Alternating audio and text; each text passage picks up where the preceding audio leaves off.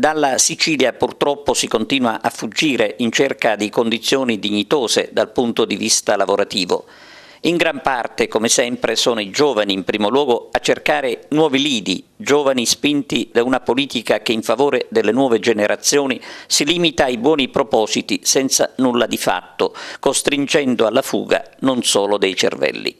E così, se da un lato la popolazione siciliana diminuisce di giorno in giorno, con partenze che svuotano città e piccoli paesi, ad aumentare il numero degli stranieri, un incremento che conferma che la Sicilia è terra dove l'accoglienza si tocca con mano, al riparo da un razzismo che in qualche altro posto d'Italia invece si fa sentire pesantemente. Nell'isola, e in particolare nell'Agrigentino, chi arriva da immigrato non trova un ambiente ostile.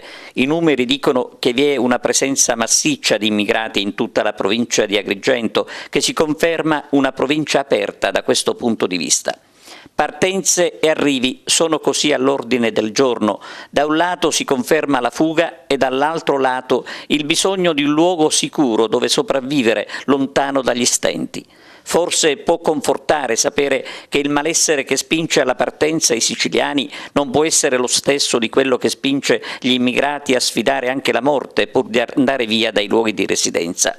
Al 31 dicembre del 2017 i residenti stranieri in Sicilia erano più di 193.000 contro i 30.000 siciliani che hanno scelto di trasferirsi al nord o all'estero. Di questi 10.000 sono agrigentini.